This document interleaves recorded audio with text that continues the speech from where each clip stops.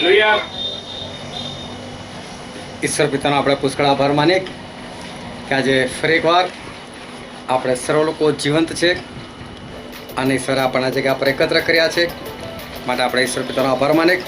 હવે આપણે ઈશ્વર પિતાના વચન તરફ જઈએ અને બાઇબલની અંદરથી યોહાનની લખેલી સુવાર્તા તેનો 21મો અધ્યાય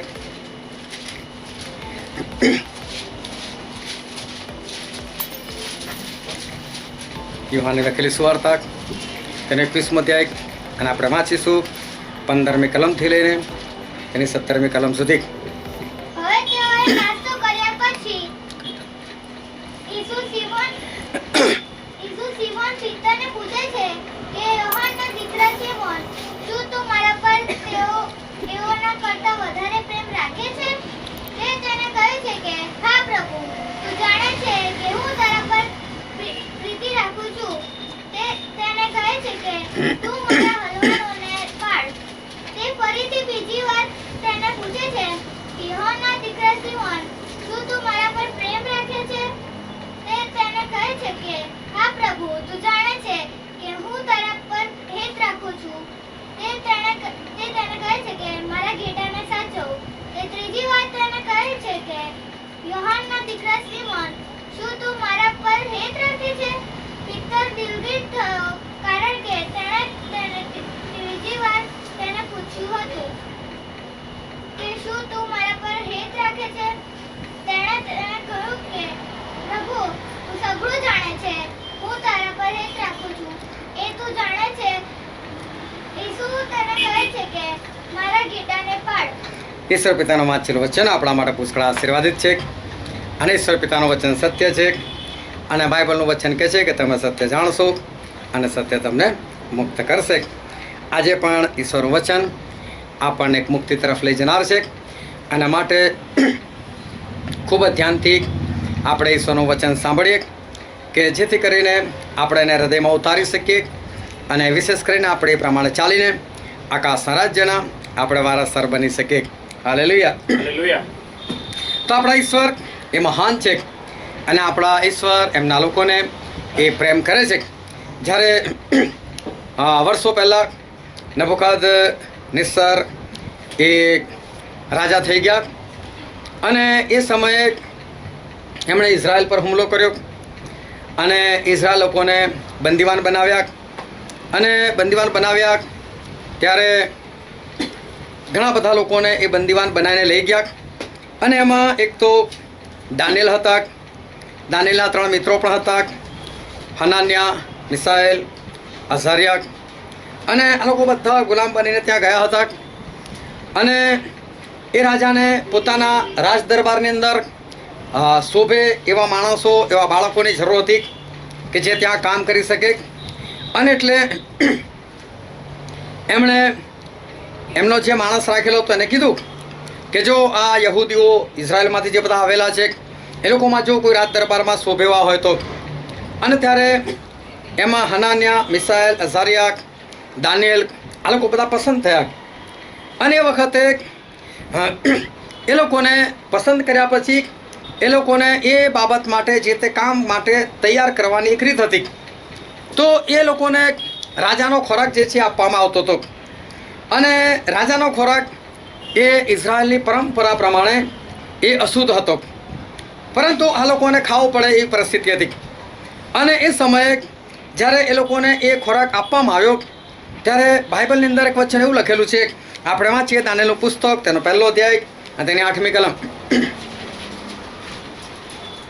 પણ દાનિયેલ પોતાના મનમાં ફરી પણ દાનિયેલે પોતાના મનમાં ઠરાવ કર્યો કે હા, દાનિયેલે પોતાના મનમાં ઠરાવ કર્યો કે રાજાના ખાણાથી તથા જે દ્રાક્ષારસ તે પીવે છે તેથી હું મારી જાતને વટાડીશ નહીં.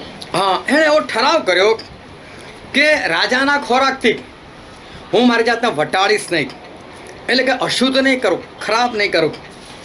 ફરી એકવાર વાંચો એને. પણ દાનિયેલે પોતાના મનમાં ઠરાવ કર્યો હા, છે. દાનિયેલે પોતાના મનમાં ઠરાવ કર્યો. એનો મતલબ કે પોતાને બાંધ્યો. ઠરાવ, પોતાની જાતને બાંધવું. ઠરાવ કે જેનો બીજો અર્થ એવો થાય કે પોતાના માટે કાયદો, કે હું આવું કરીશ. ઠરાવ એટલે કે પોતાની માટે કંઈક નક્કી કરવું કે હવે હું આવું જીવન જીવીશ. એ કંઈ પણ બાબત હોય, એ કંઈ પણ બાબતે નક્કી કરવું કે હવે હું આવું કરીશ, એને કહેવાય કે ઠરાવ કર્યો.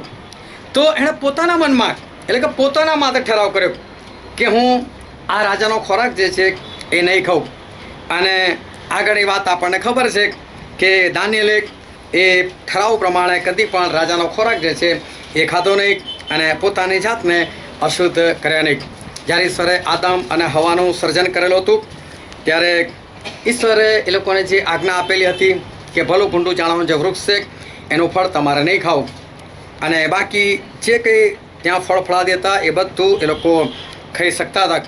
પરંતુ એ લોકોએ પાપ કર્યું, અને જ્યારે એ લોકોએ પાપ કર્યું ત્યારે સ્વર્ગની અંદર યહોવા પરમેશ્વર, પ્રભુ ઈસુ પરમેશ્વર અને પવિત્ર આત્મા પરમેશ્વર એ લોકો 3 જણા એક થઈને એ લોકોએ આ પૃથ્વી પર બનેલી ઘટના જે છે એ જોઈ અને એ લોકોએ નક્કી કર્યું કે હવે આપણે કંઈક કરવું પડશે, કારણ કે માણસ જાતે પાપ કર્યું છે. અને ત્યારે એ 3 જણાએ એ પોતાની રીતે એ લોકોએ નક્કી કર્યું કે માણસ જાત એ પાપમાં પડેલી છે. આદમ અને હવાનો સંપૂર્ણપણે કબજો શેતાને લઈ લીધેલો છે. તો હવે શેતાનથી આઝાદ કરવા માટે શું કરવું? એ લોકોને આઝાદ કરવાના માટે મારે કેવી યોજના બનાવી, હું શું કરવું કે એ લોકોને આઝાદ કરી શકું? અને એટલે શેતાન સાથેની વાટાઘાટો, અને એ લોકોએ નક્કી કર્યું કે શેતાન સાથે સોદો કર્યો. અને શેતાને જે સોદો કર્યો એ હતો કે પ્રભુ ઈસુ ખ્રિસ્તનું મરણ, કે જો તું તારો જીવ આપી દે તો કહે છે કે હું આ લોકોને છોડું. હવે જો ઈશ્વર પોતાનો જીવ આપી દે, જો મૃત્યુ પામે, તો આખી દુનિયા જે છે એ શેતાનના હાથમાં આવી જાય અને શેતાન એ દેવ બની જાય, અને પછી તો દુનિયાની ચાહે એવી હાલતે તો કરી શકે. અને છતાં ઈશ્વરે આ બાબત જે છે એ માન્ય કરી, અને ત્યાં 3 ત્રિએક પરમેશ્વર એ હાજર છે. અને એ ત્રિએક પરમેશ્વર આ બાબતે નક્કી કરે છે કે ચોક્કસ આપણે આવું કરીશું. અને આ જે છે એ પોતાના મનમાં કરેલો એક ઠરાવ છે કે હા આપણે આવું જ કરીશું. એ 3 જણમાંથી એક જણે નક્કી કર્યું કે હા હું માણસ બનીશ, હું પૃથ્વી પર જઈશ, માણસોને જે રસ્તો દેખાડવો જોઈએ રસ્તો દેખાડીશ, હું એ લોકોના જેવો બનીશ કે જેથી એ લોકો મને જોઈ શકે, હું એ લોકોની સાથે રહીશ, અને સાથે સાથે એ લોકોના માટે જીવ આપીને આવીશ, પવિત્ર રક્ત વહેવડાવીને આવીશ. એ પ્રમાણે એમણે પોતાની જાતને નક્કી કર્યું. અને પવિત્ર આત્માએ પણ નક્કી કર્યું, વાંધો નહીં, હું તારી અંદર રહીશ, આ બાબતમાં હું સહાય કરીશ, હું મદદ કરીશ, અને હું તારું ધ્યાન રાખીશ, તને શક્તિ આપીશ, સામર્થ્ય આપીશ.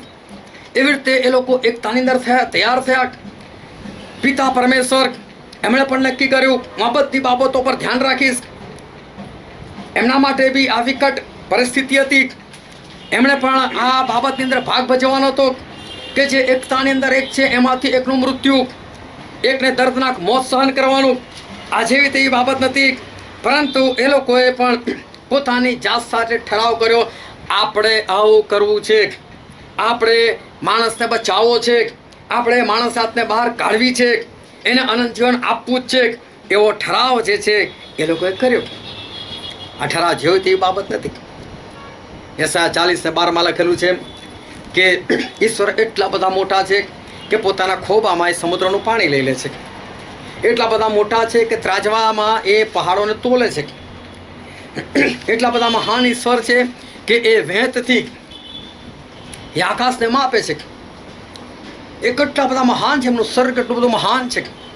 એ એવું કહે છે કે હું જ્યારે સ્વર્ગમાં બેસું તો કે મારા પગ છે પૃથ્વી સુધી પહોંચે. હવે વિચાર કરો કે સ્વર્ગ કેટલું ઊંચું, એ પોતાના સિંહાસન પર બેસીને એમના પગ જો અહીં પૃથ્વી સુધી પહોંચે, એટલા મહાન એ ઈશ્વર છે. તો એમનું શરીર કેટલું બધું કદાવર હોવું જોઈએ. જ્યારે આપણે ગોલિયાથની વાત કરીએ છીએ ત્યારે આપણે ઊંચા 9 ફૂટ 9 ઇંચ આટલો ઊંચો, પણ પ્રભુની સામે કંઈ જ નહીં. ભયંકર પ્રભુ સુખ્રિસ્તું શરીર, એમના હાથ સમુદ્ર કરતાં વિશાળ. અને એવા ઈશ્વર જ્યારે ઊભા થઈ જાય અને એમની આગળ જો પૃથ્વીને લાવવામાં આવે તો એ ખાલી એક આંગળીના ઈશારે પૃથ્વીને ખાલી આમ હળકો ધક્કો બી મારે તો ખબર ને પૃથ્વી ક્યાં જઈને પડે. એટલા મહાન આપણા ઈશ્વર. અને એ શરીર એમણે છોડવાનું, અને એક નાનકડું શરીર 5.5-6 ફૂટનું શરીર ધારણ કરવાનું, એ બી રક્ત અને માંસનું શરીર ધારણ કરવાનું, માણસની સમાનતામાં આવવાનું. અને ફિલિપી બીજા અધ્યાય 5, 6, 7, 8 આપણે કલમ વાંચીએ તો ત્યાં લખેલું છે કે તેમણે માણસનું રૂપ ધારણ કર્યું, એટલે કે દાસનું રૂપ ધારણ કર્યું, એટલે કે પોતાની જાતે શૂન્ય કર્યા. એટલે માણસનું શરીર એટલે ઈશ્વરની દ્રષ્ટિમાં શૂન્ય, કંઈ જ નહીં. પરંતુ એવું શરીર ધારણ કરવાનું, એવું શરીર ધારણ કરીને આવવાનું જે પહાડો પર ચાલી શકે, કે એક પગ કદાચ એક પહાડ પર હોય તો બીજો પગ બીજા પહાડ પર.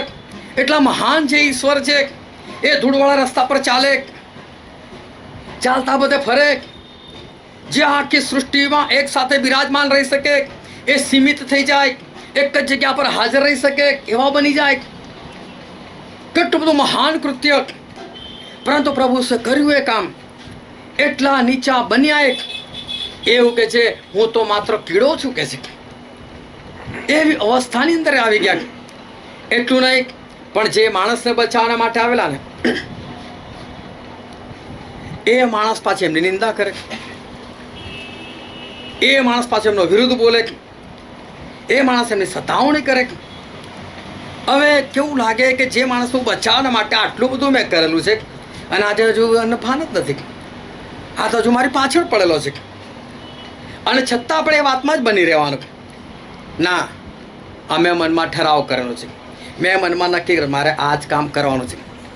એ ઠરાવને વળગી રહે છે, એ આગળ વધે છે. એકવાર તમને પહાડ પરથી નીચે ફેંકી દેવાનો પ્રયત્ન કર્યો, પ્રભુ ઈસુ ખ્રિસ્ત ભાગી ગયા ત્યાંથી. લોકો ખોટા ખોટા સવાલો લઈને આવે, આપણે સારું છે, માણસ જાત છે, આપણે એકબીજાના વિચારો નથી જાણી શકતા. પણ જો બધા માણસો એકબીજાના વિચાર જાણતા હોય ને, મન નથી લાગતું કોઈ કોઈ જોડે ઊભું રહી શકે. હા, બધા ભાગી જાય, આંધળો ઊભું રહેવાય. પરંતુ પ્રભુ બધાના વિચારો જાણે તો પણ એની સાથે બેસે. સિમોન કોળિયો જમવા બોલાય પણ મનમાં પાપ. હવે પ્રભુ શું જઈને શું કરે?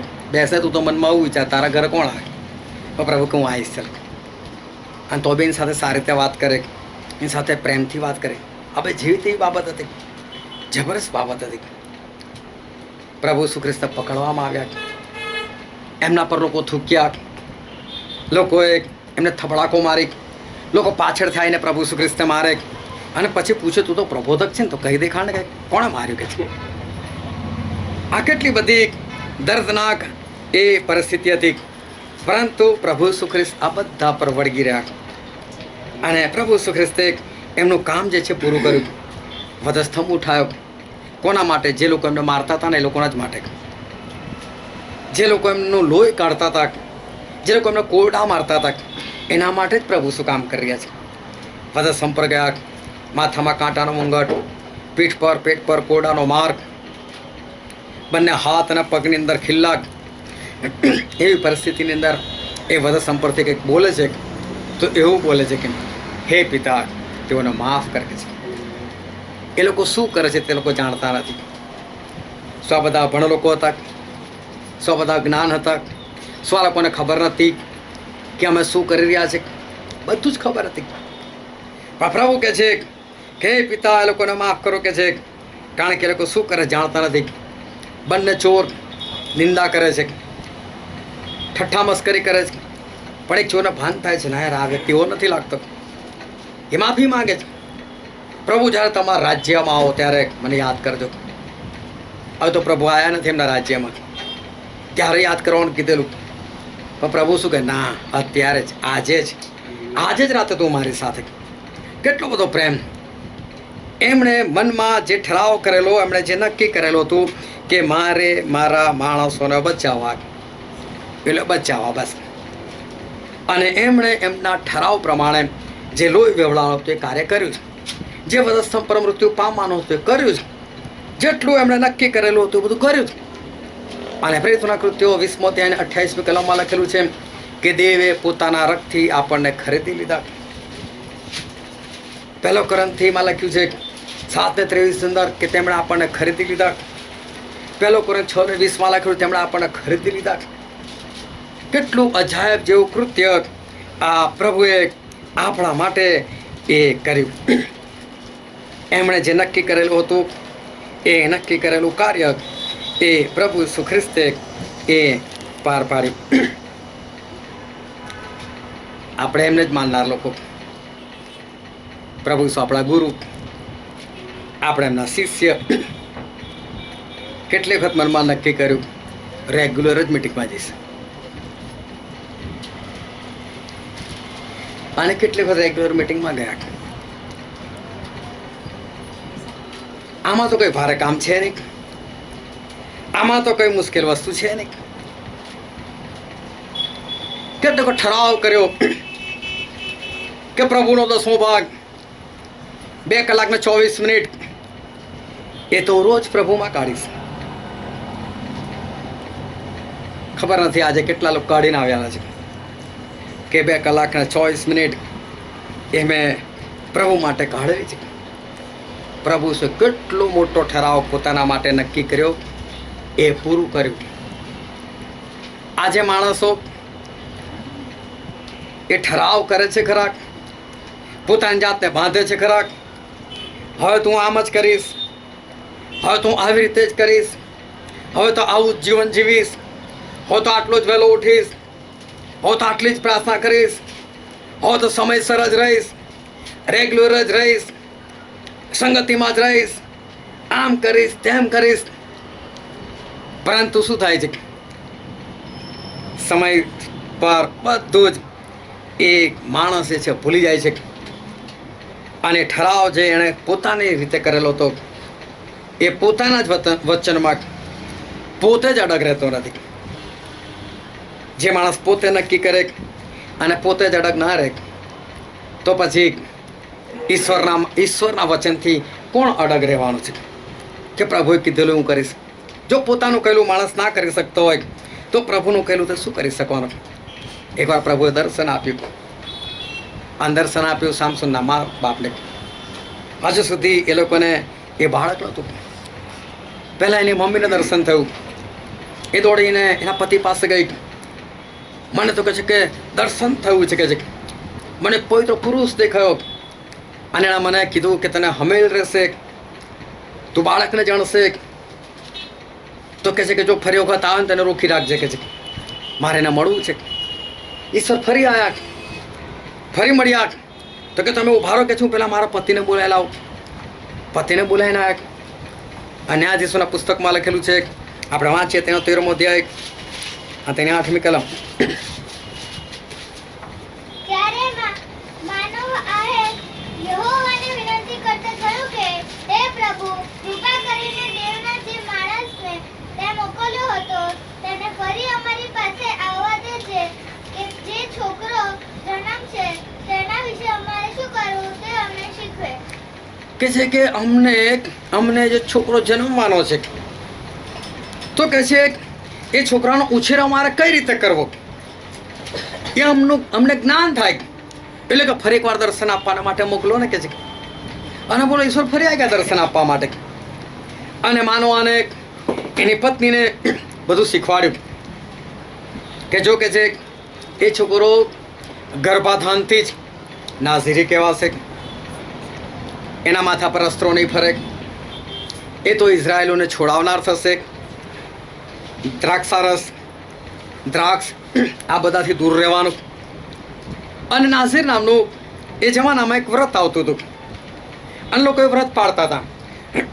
જે કોઈ વ્રત પાળે એણે વાળ નહીં કપાવાના, એ સ્ત્રી હોય કે પુરુષ, એણે લગ્ન નહીં કરવાનું, એણે કદી કબ્રસ્તાન નહીં જવાનું, એણે મરેલાને કદી હાથ નહીં લગાવવાનો, એણે દ્રાક્ષની બનેલી કોઈ આઈટમ નહીં ખાવાની, એણે દ્રાક્ષારસ નહીં પીવાનો. હવે આ બધું કામ જે છે એ ઈશ્વરે માનવાને અને એની પત્નીને શીખવાડી દીધું કે જો જે છોકરો આવનાર છે આવો છે. હવે એ લોકો સામેથી માગ્યું, એટલે પોતે ઠરાવ કર્યો અમને શીખવાડો, અમે એ જ પ્રમાણે કરીશું. હવે શું થયું, સામસોન તો જન્મી ગયો, અને સામસોન જન્મ્યો, જેવો જુવાન થયો તો બાઇબલનું વચન એવું કહે છે, આપણે વાંચીએ ન્યાયાધીશોનું પુસ્તક તેનો 14મો અધ્યાય અને તેની 1લી 2 અને 3 કલમ. સામસોન તેમનામાં ગયો ને તેમનામાં ફલિસ્તીઓની દીકરીઓમાં એક સ્ત્રી તેણે દીધી. તેણે આવીને પોતાના મા-બાપને કહ્યું કે તેમનામાં ફલિસ્તીઓની દીકરીઓમાં એક સ્ત્રી મેં જોઈ છે, તો હવે તેને મારી સાથે પરણાવો. હવે જો સામસોન જેવો જુવાન થાય છે એવો શું કહે છે કે ભાઈ મારે તો લગ્ન કરવું છે. હવે એના બાપે શું કરેલું કે પ્રભુ અમને શીખવાડો કે જે છોકરો જન્મવાનો છે એને અમે કરી તું ઉછેર કરી. હવે એને બધું શીખવાડવામાં આવેલું. હવે પોતે જ નક્કી કર્યું ને કોઈ છોકરાને તો ઉછેરું કે બાળકો થતા નતા. ઈશ્વરની કૃપા થઈ તો કે પ્રભુ તમે જેમ કહેશો ને એમ ઉછેરીશું. ઉછેરવામાં જ કમી. છોકરો મળી ગયો, ખુશ થઈ ગયા. બસ એકનો એક છોકરો લાડકોડોમાં ઉછેર્યો. બેટા તારે જે કરવું તે કર. બસ ખાલી વાળ નતા કાપ્યા એને, બાહ્ય રીતે નાઝીરી. બાકી આનામાં તાકાત ના ચાલત એટલી કે બાપા મારે લગ્ન કરવું છે. જો એને નાનપણથી શીખવાડીને મોટો કર્યો હોત ને ભાઈ તારે તો લગ્ન જ નથી કરવાનો, તું નાઝારી છે, ઈશ્વરે ના પાડેલી છે, વાત ખલાસ થઈ ગયા. એ તો કે મારે લગ્ન કરવું છે. આગળમાં છે શું કહે છે? ત્યારે તેના મા-બાપે તેને કહ્યું, તારા ભાઈ અને દીકરીઓમાં અથવા મારા સર્વ લોકોમાં શું કોઈ સ્ત્રી નથી કે તેનું બેસુન્નત પલિસ્તીઓમાં સ્ત્રી લેવામાં જાય છે? હા, હવે એનો મા બાપ શું કહે છે? આપણામાં સ્ત્રીઓ નહીં કહે છે તો કે બે સુનત પોલીસતીઓમાં લેવા માટે જાય છે. એટલે તું બે સુનત પોલીસતીઓમાંથી લાય કે અહીંથી ઈશ્વરે તો ના પાડેલી છે. હવે આને હું તો હજુ વચન પાડું છું. આટલો જબરજસ્ત શેતાનનો ભ્રમ છે અને ભ્રમનો આત્મા એટલો જબરજસ્ત કામ કરે કે માણસ 50 આજ્ઞા ના પાડતો હોય અને એક આજ્ઞા પાડે ને એવું સમજતો હોય બસ મારા જેવું તો કોઈ જ નહીં. આ ભ્રમનો એક આત્મા જે છે એ વિશ્વાસીઓની અંદર જબરજસ્ત કામ કરતો હોય છે. હવે જે ઠરાવ એણે કરેલો કે મારે છોકરાને કઈ રીતે ઉછેરવાનું એ બાજુ પર રહી ગયું. અને કે લગ્ન કરું તો આપણામાં કર ને કે છે. એટલે કહેવાય માગે છે કે આવું વચન છે એ લોકોની સાથે બીજા લોકોની સાથે કે લગ્ન વ્યવહાર ના રખાય. પણ આને તો લગ્ન વ્યવહાર જ નથી રાખવાનો. તે શીખવાડ્યું શું? એણે મનમાં જે ઠરાવ કરેલો હતો, એણે જે નક્કી કરેલો હતો એ સામસુનના મા બાપ જે છે એ પાડી શકતા નથી, એ કરી શકતા નથી. પોતે નક્કી કરેલી વાત એ લોકો પાડી શકતા નથી. ઇઝરાયલ પુત્રો મિસર દેશમાંથી છૂટ્યા, ત્યાંથી નીકળીને એ લોકો વચ્ચેના દેશમાં પહોંચ્યા. યહોશુઆ પર બધી જવાબદારી આવી. યહોશુઆએ લડાઈઓ લડી અને બધા લોકોને વતન પ્રાપ્ત કરાવ્યું. અને ત્યાર પછી યહોશુઆ જ્યારે વૃદ્ધ થાય છે એ બધાને ભેગા કરે છે. ચલો આ બધા ભેગા થાવ. અને છે કે ઇબ્રાહીમથી વાત શરૂ કરે છે કે જો ઇબ્રાહીમ ત્યાંથી ઇસાક થયો ને યાકૂબ થયો ને આપણા 12 કુળો થયા, આપણા આટલા બધા વધ્યા, આપણે ગુલામ બન્યા, ફલાણો ઠેકણો આજે આ જગ્યા પર છે. એ બધી વાતો એ યહોશુઆ યાદ કરે છે. અને યહોશુઆ કહે છે કે જો ઈશ્વર આપણા માટે કેટલા મોટા મોટા ચમત્કારો કર્યા છે તો કે છે આજે તમે નક્કી કરો કે તમારે શું કરવું છે. નદીની પેલે પાર કે છે જે અન્ય દેવદેવતાની પૂજા કરતા હતા એ જ તમારે કરવું છે કે પછી હવે તમારે યહોવાને જ માનવા છે કે પણ તમારે જે કરવું હોય તે કરો કે છે. પણ આપણે વાંચીએ યહોશુઆનું પુસ્તક તેના 24મો અધ્યાય તેની 15મી કલમ.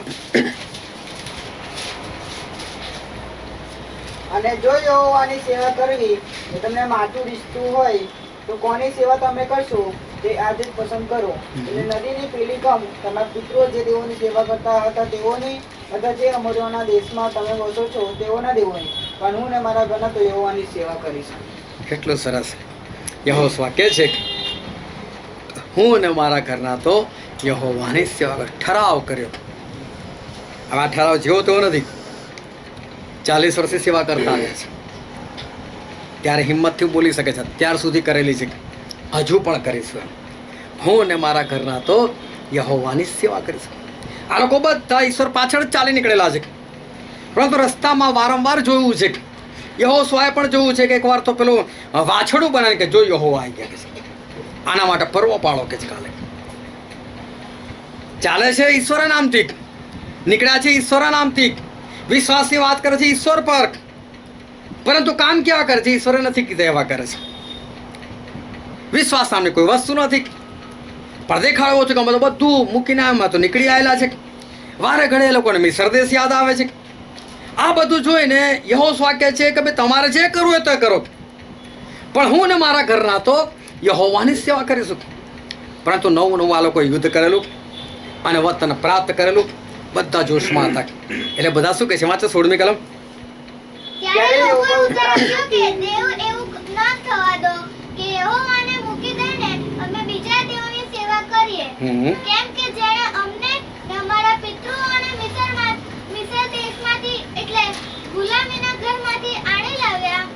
જેણે અમારા દેખતા તે મોટા ચમત્કાર કર્યા ને અમે જે રસ્તે ચાલ્યા તે આખા રસ્તામાં ને જે સર્વ લોકો મધ્ય થઈને અમે ચાલ્યા તેઓ મધ્યે અમારું રક્ષણ કર્યું તે જ યહોવા અમારો દેવ છે. આ લોકો વિચાર કર્યો કે હશો તારા એકલાના દેવ, તું એકલો ઠરાવ કરે છે, અમે બી એ હોવાની સેવા કરી શકે છે, અમે બી એમની પાછળ જ ચાલીશું.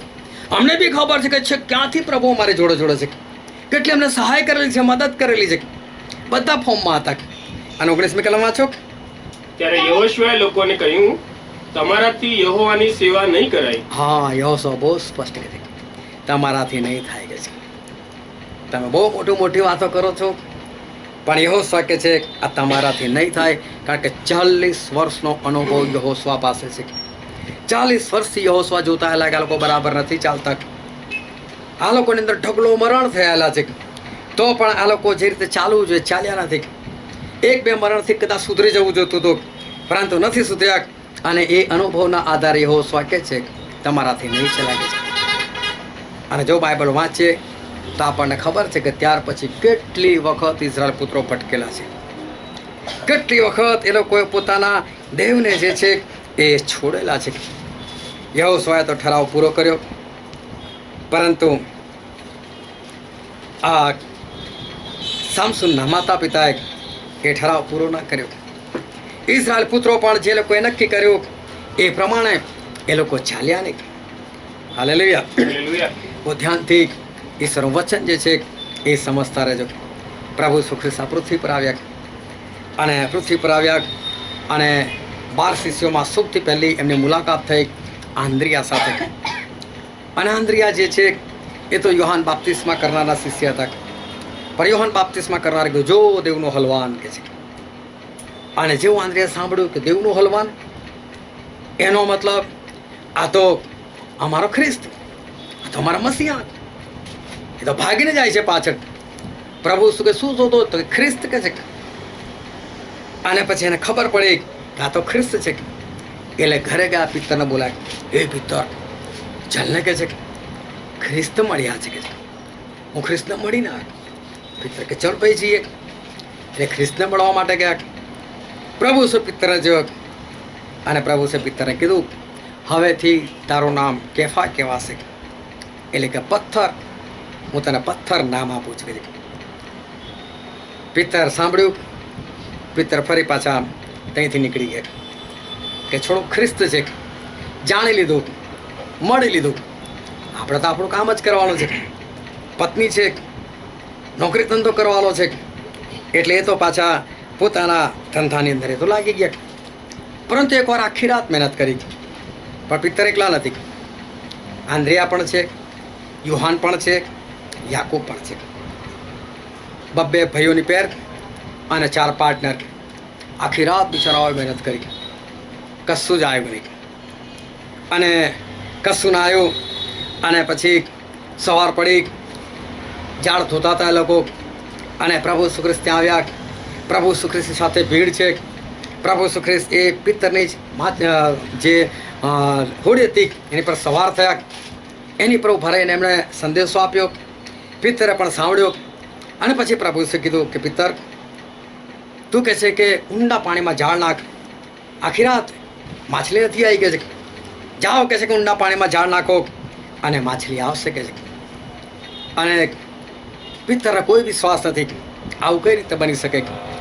એ કહે છે કે પ્રભુ અમે આખી રાત બહુ મહેનત કરી, પછતા તમે કહો છો તો ચલો અમે ઝાડ નાખીએ છીએ.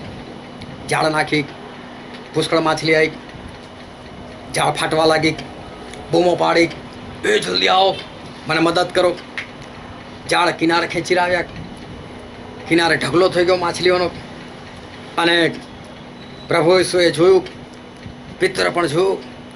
અને પ્રભુ ઈસુએ એક વાત એ આ પિત્તર જે છે એ પિત્તરને એ કરી. અને આપણે વાંચીએ લોકોની લખેલી સુવાર્તા એનો 5મો અધ્યાય, અને આપણે વાંચીએ ત્યાં 10મી કલમ. જબદીના દીકરા યાકૂબ તથા યોહાન જેઓ સિમોનના ભાગ્યા હતા, તેઓને પણ અચંબો લાગ્યો. ઈસુએ સિમોનને કહ્યું કે વીમાં હવેથી તું માણસો પકડનાર થશે. હવે ત્યાંથી સમજો પ્રભુ ઈસુ કોને કીધું પિત્તરને કીધું, હવેથી તું માણસોને પકડનાર થશે. પ્રભુ ઈસુ ખ્રિસ્તે પિત્તર સાથે વાત કરી, હવેથી તું માણસોને પકડનાર થશે. પ્રભુ ઈસુ એને બીજું કશું નથી કીધું. વાંચો આગળ શું કહે છે? હોડીઓના કાંઠે લાવ્યા, પછી તેઓ બધું મૂકીને તેની પાછળ ચાલ્યા. બાઇબલનું વચન બધા જ પાછળ ચાલી નીકળે. જો પ્રભુ ઈસુ ખાલી પિત્તરની સાથે વાત કરે, હવેથી તું માણસોને પકડનાર થશે. પ્રભુ ઈસુ પિત્તરે કીધું મારી પાછળ આય. પ્રભુએ કીધું મારા શિષ્ય બન. પ્રભુએ કીધું બધું છોડ. આ પિત્તરે જોયું ને, પિત્તરે ઠરાવ કર્યો, બસ આજથી તો પ્રભુ ઈસુની પાછળ જ ચાલુ છે. આ તો ખ્રિસ્ત છે, બસ હવેથી એમની પાછળ જ જવું છે. અને પિત્તર જે છે એ તો પ્રભુ ઈસુના શબ્દો સાંભળીને એમની પાછળ ચાલી નીકળ્યા. પ્રભુ ઈસુ નથી કહેતા ચાલ પિત્તર મારી પાછળ, પરંતુ પિત્તર એ ચાલી નીકળ્યા એ પ્રભુ ઈસુ ખ્રિસ્તની પાછળ. અને પિત્તરે તમે ધગસ જુઓ, એમનો જોશ જુઓ, એમનો આવેશ જુઓ. એ 3.5 વર્ષ પ્રભુ ઈસુ ખ્રિસ્ત સાથે રહ્યા, એમાં જોવા મળે છે. એક વાર તો પ્રભુ ઈસુ પૂછી લીધું કે છે હું કોણ છું કે છે, અને તમે લોકો મારા વિશે શું ધારો છો કે છે. પિત્તર તરત બધાની પહેલાં જવાબ આપી દીધો, તું તો જીવતા દેવનો દીકરો છે, ખ્રિસ્ત છે કે છે તું.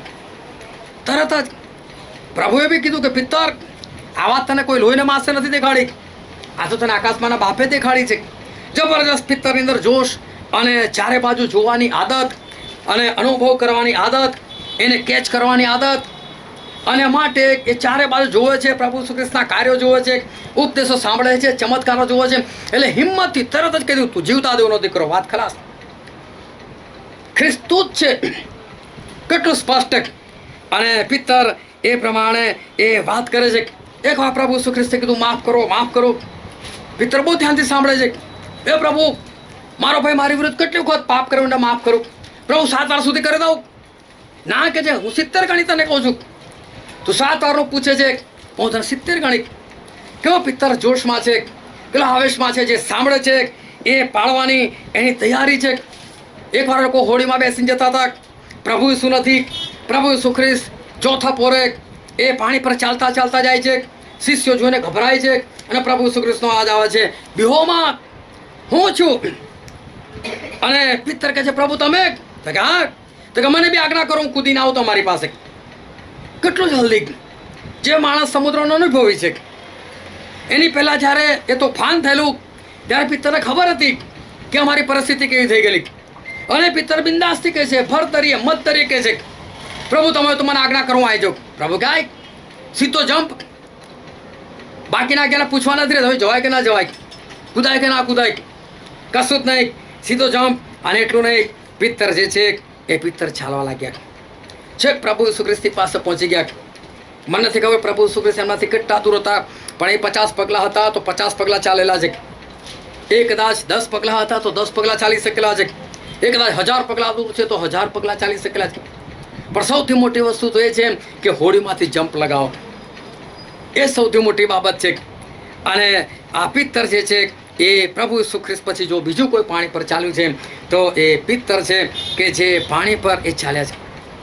અને પ્રભુ ઈસુ ખ્રિસ્તે એકવાર કીધું મને લોકો મારશે, મારી પર થૂકશે, મને વધુ સમય જડી દેશે, 3જા દિવસ હું પાછો ઉઠીશ. તરત પ્રભુ ઈસુને એક બાજુ લઈ જાય, હે પ્રભુ તમને આ બધું ના થાય, તમે ગુરુ છો. પિત્તરનો જોશ જો, એની ધગસ જો, એનું અવલોકન જો, કેટલી બધી એની નજર છે પ્રભુ ઈસુ ખ્રિસ્તની તરફ, એમના ઉપદેશોની તરફ, કે એમને ખબર પડે છે કે આ તો અમારો ગુરુ, આ તો ખ્રિસ્ત, તો બચાવનાર છે, એને કોઈ મારી શકે શું? પ્રભુ આવી બધી વાતો હોય. પિત્તર જે કંઈ કરે છે એની સમજથી એ બરાબર કરે છે. એક એક આજ્ઞા પાળવાના માટે આ પિત્તર જે છે એ તૈયાર છે. એ પિત્તરે કદી ના નથી પાડી કે પ્રભુ મારાથી આ ના થાય. આમ જ આગળ વધતા જાય છે.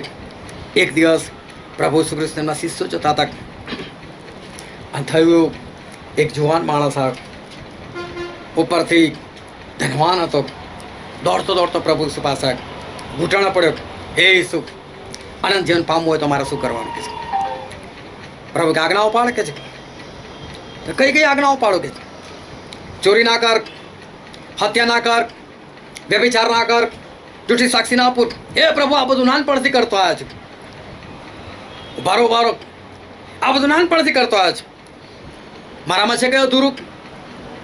તો કે હા, જો તું સંપૂર્ણ થવા ચાહતો હોય, તારી બધી મિલકત વેચ, જે બી પૈસા હોય રોકડા ગરીબોને આપી દે, મારી પાછળ ચાલ, આકાશમાં ત્યાં દ્રવ્ય મળશે.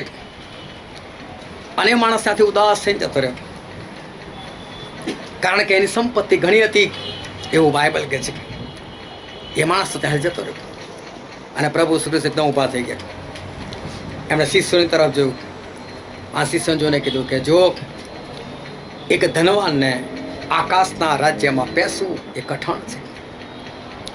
ફરી પાછું પ્રભુ શ્રી કીધું કે ધનવાનને આકાશના રાજ્યમાં બેસવું એના કરતાં સોયના નાકામાંથી ઊંટને પસાર થવું સહેલું છે. કે એ સોયના નાકામાંથી એ ઊંટ જેવું પ્રાણી કદી પણ ના જાય. પ્રભુ કહે છે આ અસંભવ કામ પણ સંભવ બની શકે, પણ પેલો ધનવાન જે છે તો ભૂલથી બી ના જાય સ્વર્ગમાં.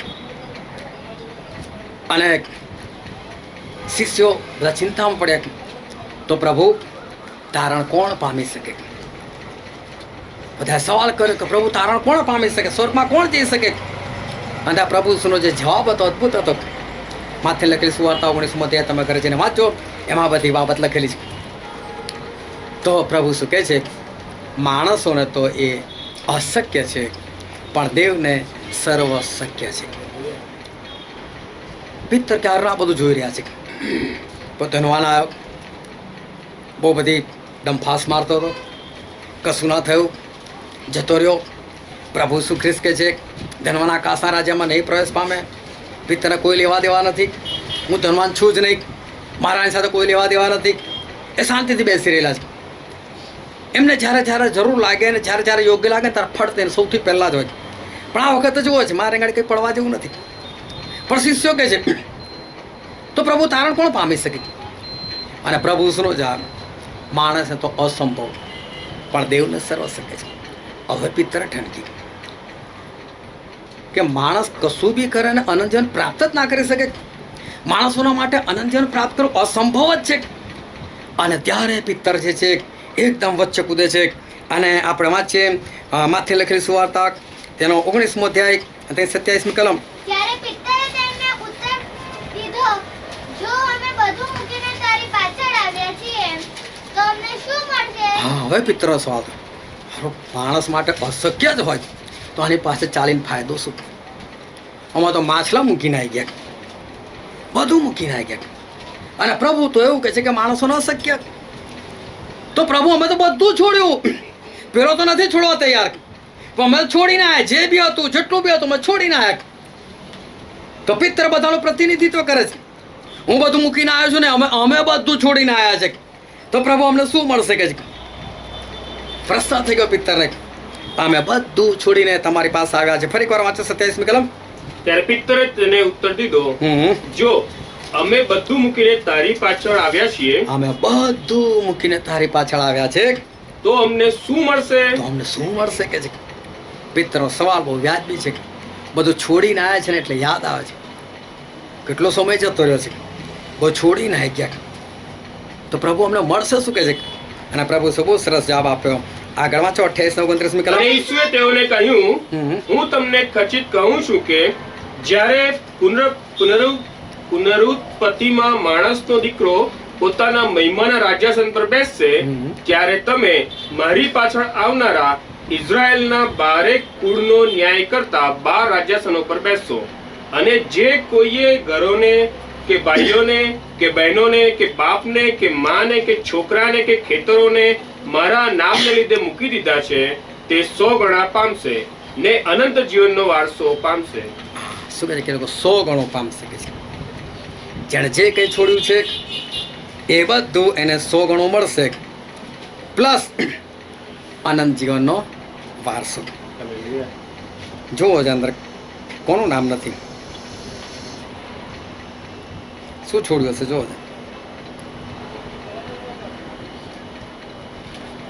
શું છોડ્યું? કોઈ ઘરોને, હા, ભાઈઓને, ભાઈઓને, બહેનોને, બાપને, માને, છોકરાને, ખેતરોને હા, મારા નામને લીધે મૂકી દીધા છે. કોણ બાકી રહી ગયું? પથરી વાગી. આ બેનું નામ નહીં લખ્યા ગાડી. આની ડબલ ઇફેક્ટ થાય. કાં તો કોઈ 100 ગણું પામવાના માટે કરે, કાં તો કોઈ છોડો ભાઈ બબાલ જાય. આ બેના નામ નહીં લખ્યા. તો પ્રભુ શું કીધું? તમે આકાશના રાજ્યના માટે જે કંઈ કરો છો 100 ગણું પામશો. એટલું તો ઠીક છે, પણ સાથે સાથે આનંદ જીવન તો ખરું જ. અપિત્તર પ્રશ્ન કે પ્રભુ અમે બધું મૂકીને તમારી પાછળ આવ્યા, તો અમને શું મળશે?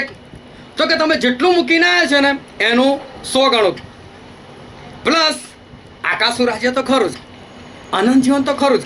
એટલે 100 ગણું તમને મળશે, પ્લસ અનંત જીવન છે એ પણ તમને મળશે. હવે શું થયું? પ્રભુ શ્રી કૃષ્ણ મરી ગયા. એમને મરવાનો હતો તો મરી ગયા, અને 2 વખત એમણે દર્શન પણ આપી દીધું શિષ્યોને. એટલે કોઈ જીવતા પણ જોઈ લીધા. પણ હવે પહેલાં જેવી વાત નથી રહી. પહેલાં તો પ્રભુ સતત જોડે.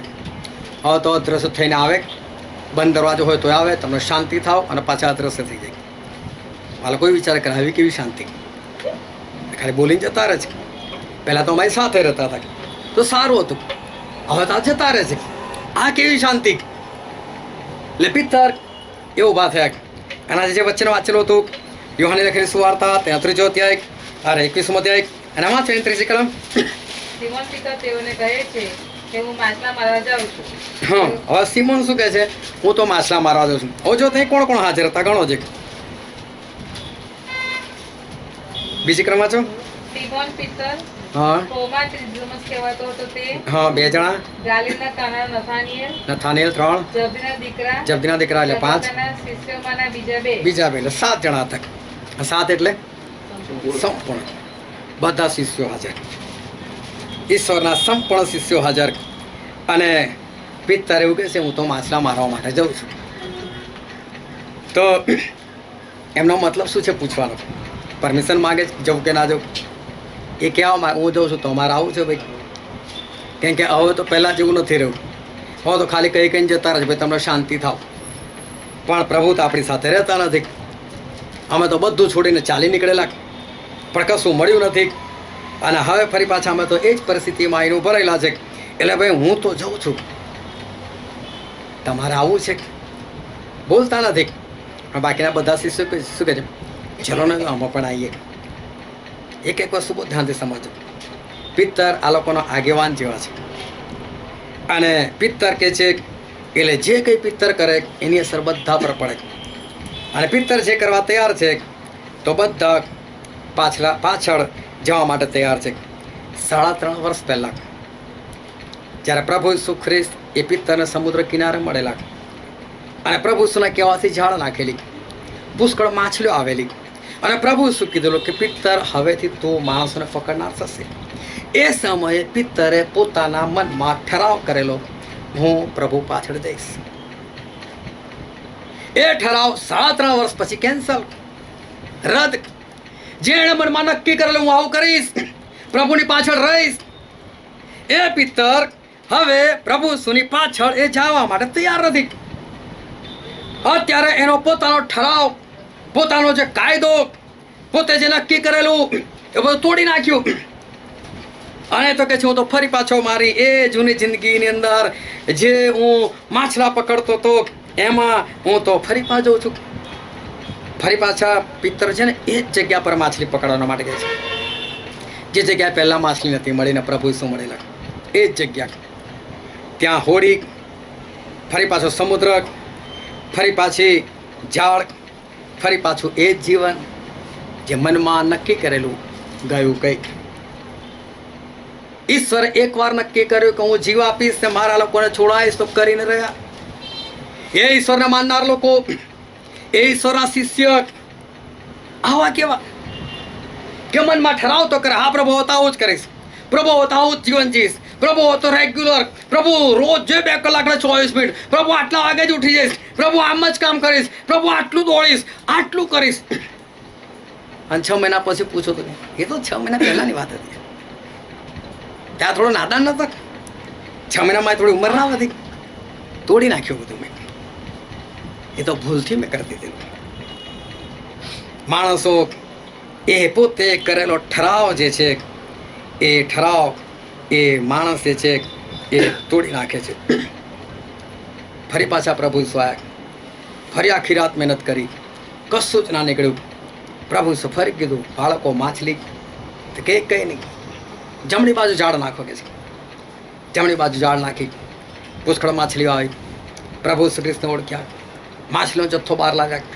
માછલી પ્રભુ ઈસુ ખ્રિસ્તની પાસે હતી, શેકેલી હતી. આવો શિષ્યોને કહે છે, આવો કે છે આપણે નાસ્તો કરીએ કે છે. પ્રભુ ઈસુ બહુ જોરદાર, માછલીનો તો નાસ્તો કરાવે તો ખાવા માટે શું આપે આપણને? જેમ માછલીનો નાસ્તો કરાવે હે ને, આપણા ઈશ્વર એ ખરેખર બહુ જોરદાર છે. અને પછી 12મી કલમમાં છે તો ઈસુ તેઓને કહે છે, આવો નાસ્તો કરો. તે પ્રભુ છે એ જાણીને શિષ્યોમાંના કોઈની તું કોણ છે એમ તેને પૂછવાની હિંમત ચાલી નહીં. બાઇબલનું વચન કહે છે, કોઈ કશું બોલ્યું નહીં, કોઈની પણ હિંમત ચાલતી નથી કે તું કોણ છે એમ પ્રભુ ઈસુ ખ્રિસ્તને એ પૂછે. અને ત્યાર પછી આપણે જે વચન વાંચેલું એ વચન આવે છે. અને વાંચો તો કોઈ ફરી એકવાર 15મી કલમ. હવે તેઓએ નાસ્તો કર્યા પછી ઈસુ સિમોન પિત્તરને પૂછે છે કે યોહાનના દીકરા સિમોન, શું તું મારા ઉપર તેઓના કરતા વધારે પ્રેમ રાખે છે? જો પ્રભુ ઈસુ ખ્રિસ્ત એવું પૂછે, પિત્તર શું તું આ બીજા બધા શિષ્યો છે એ લોકોના કરતા શું તું મારી પર વધારે પ્રેમ રાખે છે? ફરી એકવાર કોઈ બીજું વાંચો. હવે તેઓએ નાસ્તો કર્યા પછી હમ. ઈસુ સિમોન પિત્તરને પૂછે છે કે યોહાનના દીકરા સિમોન, શું તું મારા ઉપર એઓના કરતા વધારે પ્રેમ રાખે છે? બહુ ધ્યાનથી કંઈક વસ્તુ સમજજો.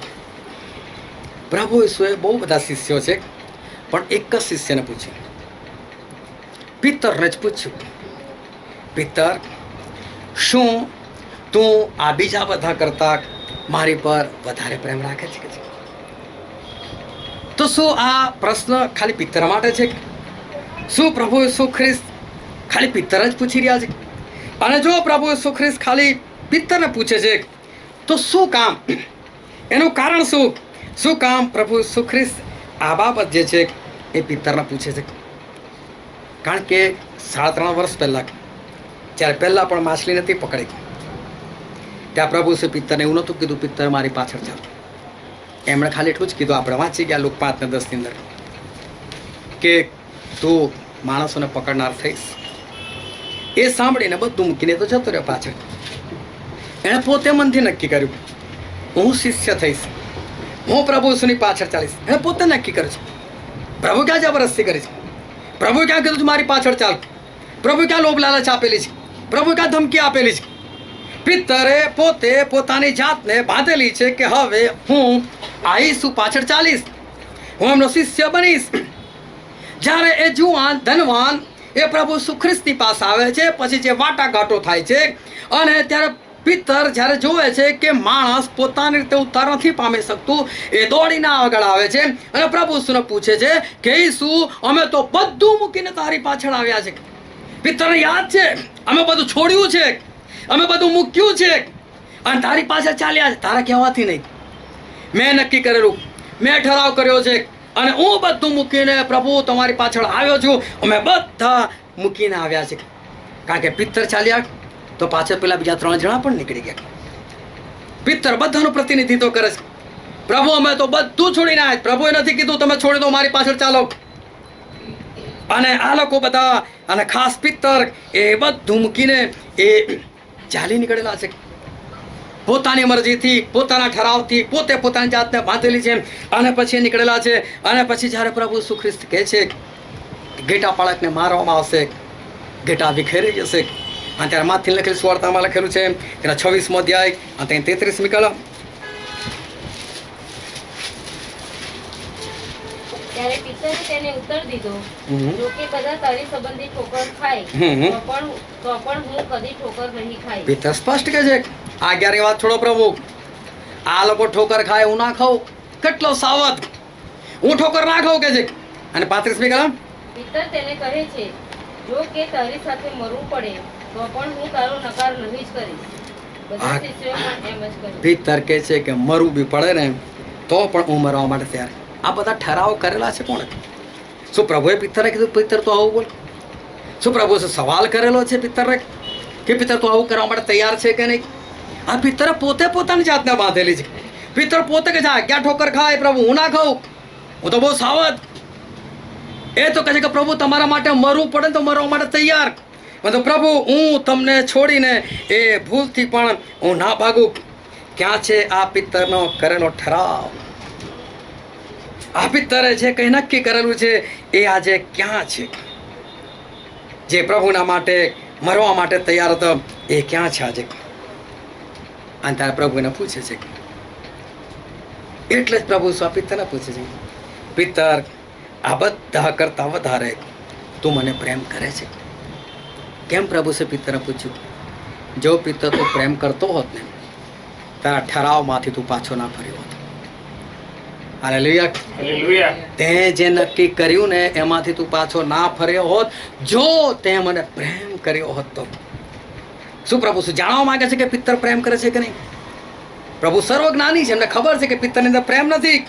પણ કેમ એને સવાલ? પિત્તર તે તારી જાતે બહુ બધું નક્કી કરેલું, તે પોતે ઠરાવ કરેલો હતો, પ્રભુ બધા ઠોકર ખાય હું નહીં ખાઉં, હું તો મરી જઈશ તમને પણ તમારી પાછળ તમને પડવાનું મૂકીને હું નહીં જતો રહું, હું તમને વળગી રહીશ.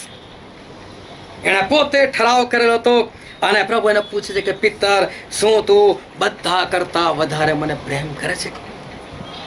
કારણ કે પ્રેમ એ ઈશ્વરની આજ્ઞા પાલનમાં મેઇન વસ્તુ છે. એ ઠરાવ પાડવામાં સૌથી મોટી વસ્તુ છે તો પ્રેમ. અને પ્રેમ ના હોય તો માણસ પોતાના બોલેલા પર કદી પણ અડગ ના રહી શકે. અને યોહાનની લખેલી સુવાર્તા તેનો 3 અધ્યાય અને કોઈ 16મી કલમ મોડો બોલી નાખો. કેમ કે દેવે જગત પર એટલી બધી પ્રીતિ કરી કે પોતાના એકાંકી દીકરો આપ્યો,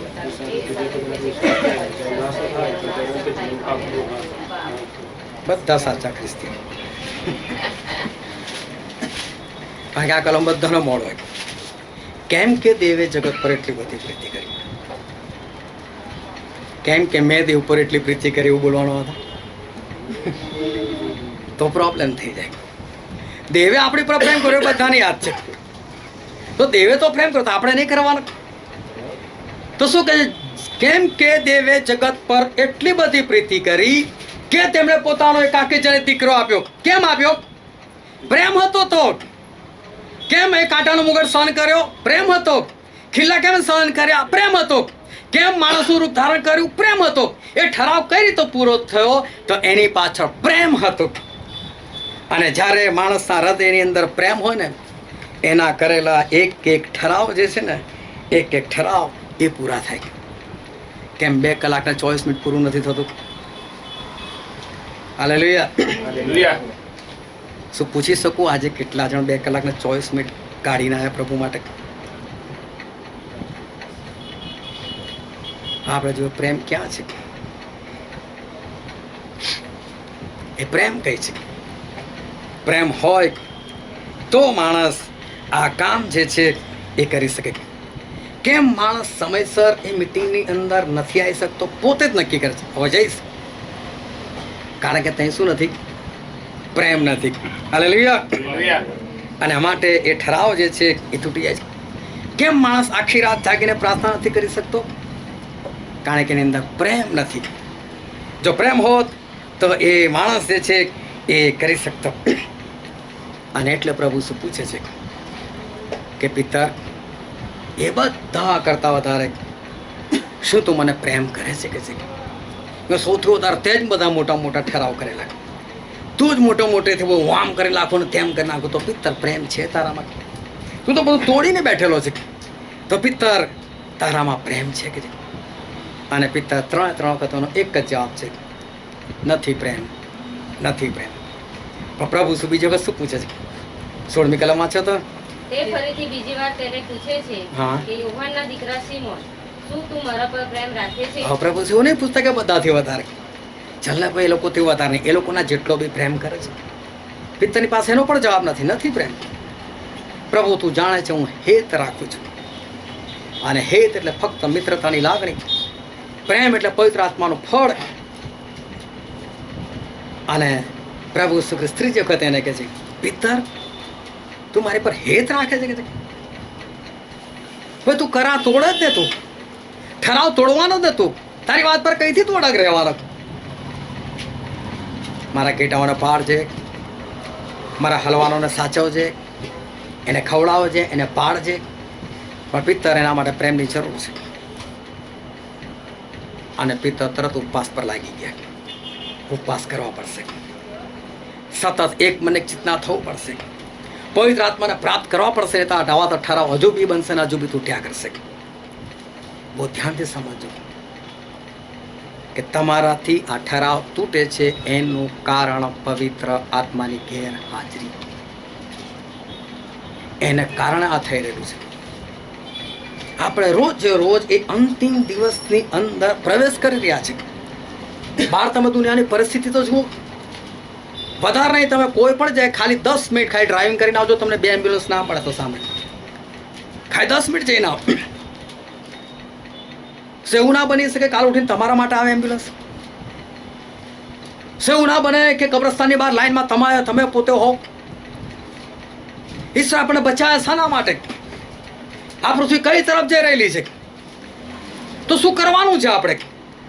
ક્યાં સુધી આટલી બધી બેદરકારી? પ્રભુ શું પિત્તર તું મને આ બધા કરતા વધારે પ્રેમ કરે છે?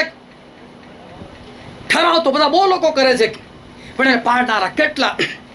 એ ઠરાવ પ્રમાણે જીવનારા કેટલાક? એ ઠરાવ પ્રમાણે માણસ ત્યારે જ જીવે જ્યારે એની અંદર પવિત્ર આત્મા હોય તો જ, એનામાં પ્રેમ હોય તો જ માણસ આ કરી શકે.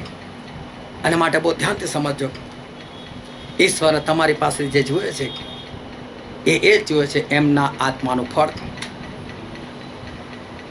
એ આત્માને માટે તો એમણે પોતાનું લોહી વેવડાવ્યું છે. એ યહોવા આપે ના પાડતી હતી પવિત્ર આત્મા ભૂલથી બી ના આપું કોઈ માણસ. એ પાપી છે, દુષ્ટ છે. તો પ્રભુએ કીધું હું મારા બાપને વિનંતી કરીશ, જેને તમારા અને મારા માટે વિનંતી કરીને પવિત્ર આત્માને મોકલી આપેલા છે. કયા માણસને એવી ઓકાત છે કે જેના માટે પ્રભુ ઈસુ ખ્રિસ્ત વિનંતી કરે, એમના આત્માના માટે વિનંતી કરે, આપો આ લોકોને? એ બાપ કહે છે ના આપું, તો કે બાપ આ મારું લોહી લો, આ લોકોને આપો. વિચાર કરો, એની કોઈ ઇજ્જત જ નહીં, મફત મળી ગયું વેલ્યુ નહીં, એની કોઈ કદર નહીં. ઠરાવ કરવાના તોડવાના, ઠરાવ કરવાના તોડવાના. તમારા માટે સારું છે કે તમે જે પ્રમાણે ઠરાવ કરો છો એ પ્રમાણે જીવશો. એ તમારા માટે સારું છે. દાનલે ઠરાવ કર્યો, પૂરો કર્યો તો દાનલે ક્યાં પહોંચી ગયા? સિંહોના બિલમાં કોઈને હાથ નથી લગાવી શકતું. એ સામસોને ઠરાવ પ્રમાણે જીવન ના જીવ્યો, એના મા બાપે યોગ્ય ઉછેર ના કર્યો, શું થયું એનું? એના બાપનું પણ મર્ડર થઈ ગયું ને એને પણ મારી નાખવામાં આવ્યો, આત્મહત્યા થઈ ગઈ. પ્રભુ સુનો પ્રેમ હતો આપણી પર, તેમણે જે નક્કી કરેલું પૂરું કર્યું. તમે ઠરાવ કરો છો તો ઈશ્વર પર પ્રેમ રાખતા શીખો. એ પ્રેમ નથી આવતો, હું બહુ સ્પષ્ટ કહું છું, તમે તમારા આગેવાનોને પર્સનલ મળીને કબૂલાત કરો આજથી તમારામાં. એટલી નમ્રતા ધારણ કરો અને કબૂલ કરો કે મારામાં નથી તો હવે શું કરું તો રસ્તો નીકળશે. બાકી ફાંકામાં રહેશો ને ભ્રમના આત્મામાં રહેશો તો કાલ ઉઠીને નરકના દરવાજા ખુલ્લા જ છે. અને માટે પોતાની જાતને તૈયાર કરો, એ પવિત્ર આત્માને પ્રાપ્ત કરો, એને ફરીથી મેળવી લો, ફરીથી એને દુઃખી ના કરશો. પ્રભુ આપણે લેવા માટે આવનાર છે, એના માટે જે ઠરાવ કરે છે એની અંદર દ્રઢતાથી વળગી રહો. હવે આપણી આંખોને બંધ કરી આપણા મસ્તકોને પ્રભુ ઈસુ ખ્રિસ્તની હજુરમાં નમાવે કે જે આપણા અદ્ભુત ઈશ્વર છે, જે સનાતન દેવ છે, જે આપણને પુષ્કળ પ્રેમ કરે છે. વાલા સમય છે કે આપણે આપણી જાતને તપાસીએ. હું અત્યારે ક્યાં છું? શું પિત્તરની જેમ એવું તો નથી થયું કે મેં બહુ ઠરાવ કરેલા, મેં બહુ નક્કી કરેલું,